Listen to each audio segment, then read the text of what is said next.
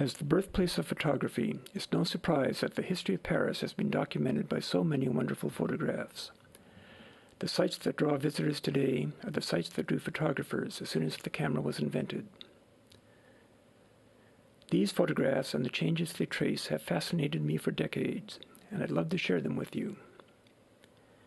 We'll watch statues arrive and buildings vanish, bridges disappear and steeples reappear.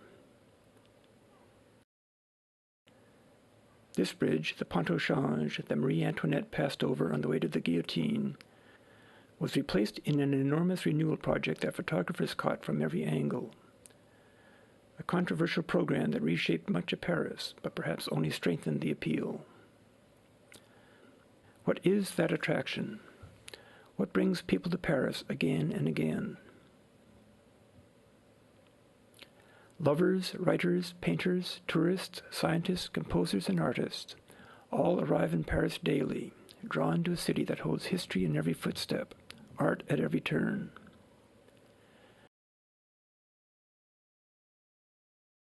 One attraction is the scale of Paris.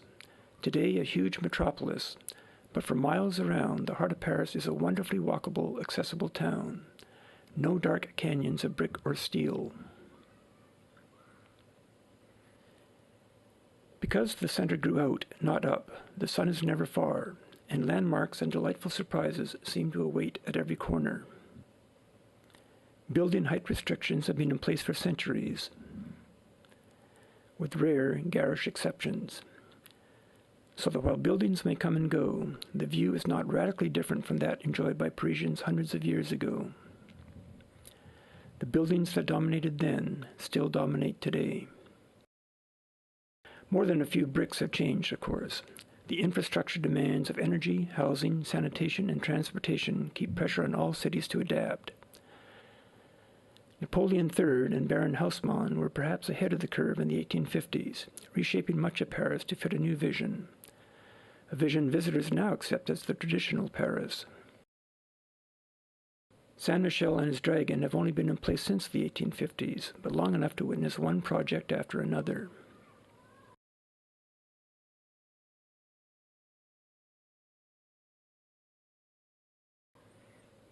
With the constant construction and maintenance, at least one favorite site is bound to be under wraps. This was not the year to see the conciergerie, nor this the best time for pictures of the opera. Change has been violent as well. With a long history of rebellions, revolutions, invasions, floods, famine, Paris has seen enormous suffering.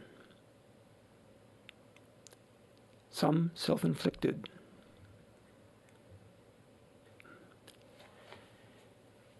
Yet again and again, Paris shrugs it off to resume its role as host to the world. Indeed, for years, Paris has been the most visited city in the world, offering something for everyone. Lovers of music, painting, sculpture, literature, theater can find new attractions every day of the week.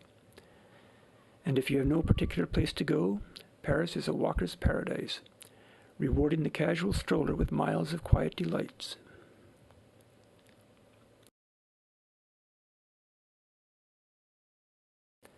The scale, history, and art all contributed to the city's popularity, but without the Seine River itself, there would be no Paris. Paris was founded more than 2,000 years ago as a fishing village, but quickly recognized for its value as a strategic and trade center by Julius Caesar, who conquered the town in 52 BC. From that point on, the visitors, some peaceful, some not, have never stopped coming. The Seine defines Paris, left bank, right bank, with the Ile de la Cité smack in the middle. Indeed, a boat remains the symbol of Paris, present everywhere in a variety of forms. Today, King Henry IV holds pride of place on the tip of the Ile de la Cité. For many French, he was the most popular king, embracing Paris in every sense like no other before or after. He loved, feared, and fought for Paris, and died for Paris. Under his watchful eye on the bridge he finished, the Pont Neuf, tens of thousands of Parisians and visitors passed daily, headed for work, pleasure, adventure, and misadventure. These may not be the exact same bridges and cobblestones that Henry IV traveled, but every step still has a story in this most beautiful and invigorating city.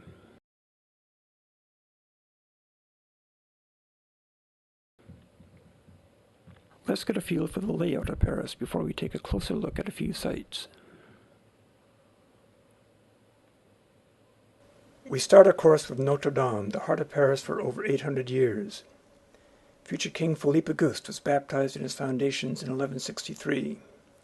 Napoleon crowned himself emperor here in 1804. The kings lived for a period at the other end of the island.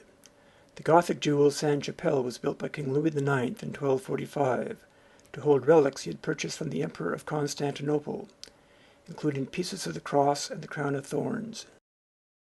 The palaces have vanished, but pieces remain in the Conciergerie, the prison that held Marie Antoinette and hundreds more before their trip to the guillotine.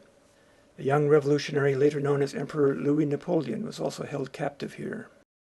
River traffic built Paris, and the Place de Grève was a center of trade from the earliest days of the settlement. The original Hotel de Ville was built here in 1553 and destroyed in the Commune in 1871. It was quickly rebuilt in the same style. The original Louvre was built as a fortress in 1202 to hold the treasury, arsenal, archives, and prisoners. It became a royal residence when Charles V moved in 1358. Henry IV was a prisoner here during the massacre of Protestants on St. Bartholomew's Day. Now, of course, the Louvre is the most famous museum in the world.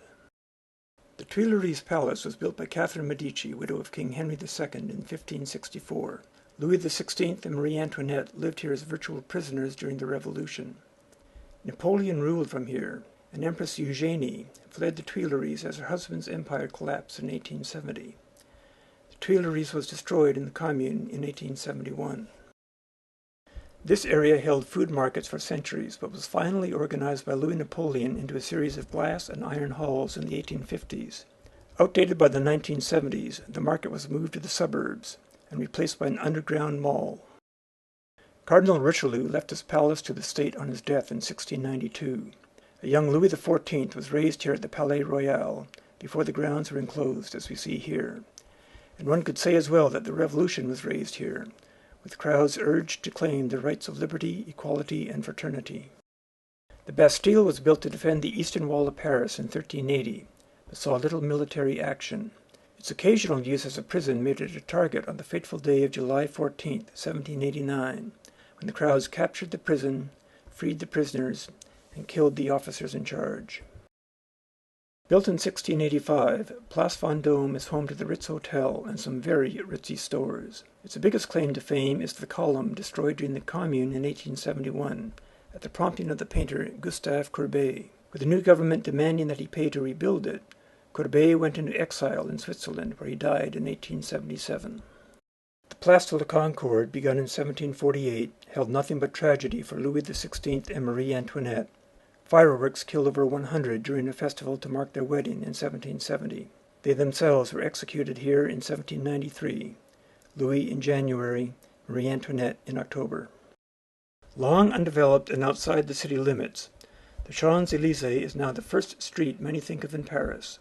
With the spread of wealth west of Paris in the 1800s, the Champs-Élysées grew, with theaters, concert halls, restaurants, and magnificent private homes. You may have noticed that we've left out half of Paris. Let's go back and take a look at the left bank.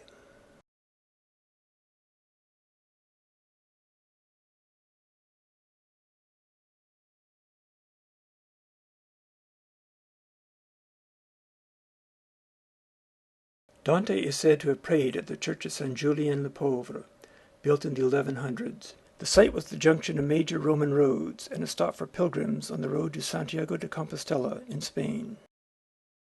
The institute was built as part of a university founded by Cardinal Mazarin and intended to house his tomb.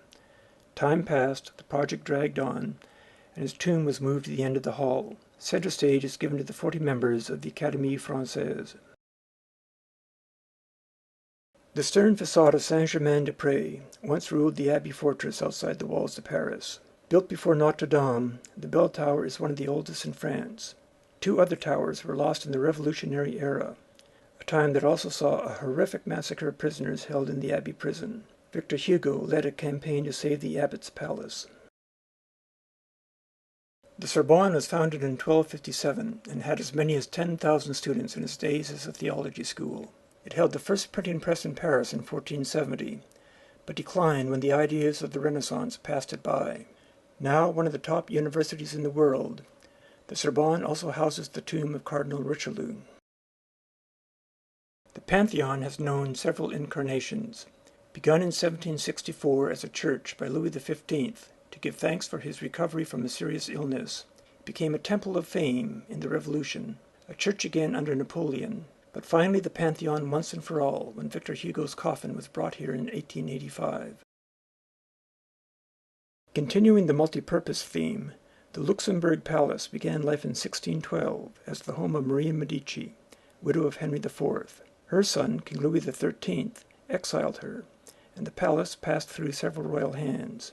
It served as a prison during the Revolution and is now the home of the Senate. The enormous gardens are an everyday playground for Parisians. The Invalides was built by Louis XIV in 1670 as a hospital and retirement home for veterans of his many wars. The most famous resident is Napoleon, whose coffin was brought here in 1841. Rifles and cannon used to storm the Bastille were taken from the Invalides. It still houses a hospital and military museums as well. Construction of Louis XV's École Militaire began in 1752 on a farm just outside the Champ de Mars. Its most famous student, of course, was a young Corsican named Napoleon, who soon gained fame, then power, on the streets of Paris during the Revolution.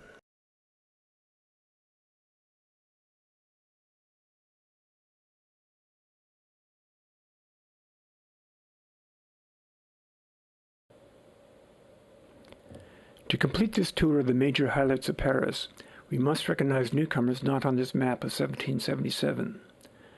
The Arc de Triomphe honors the soldiers of the Revolutionary and Napoleonic Wars, begun by Napoleon in 1806 but not finished until 1836.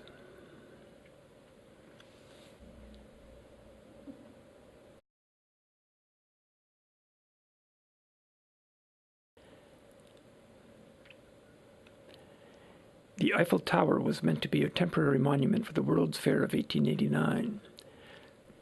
Scheduled for demolition in 1909, it survived when its value as a radio tower was realized.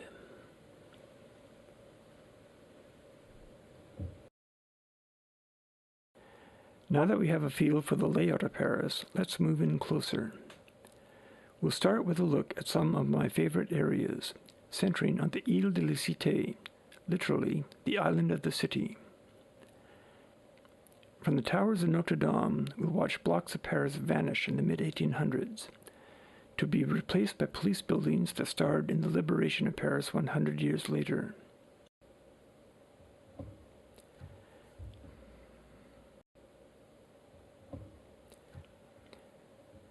The view from Place Saint-Michel to Sainte-Chapelle changed radically after this photograph. We'll watch from a number of angles.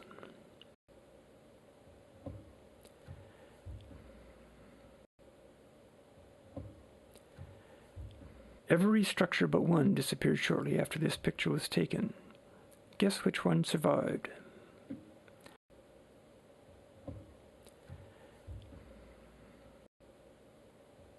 And my favorite angle, the view of the 7 bridges, 8 if you look closely. In fact, let's start there.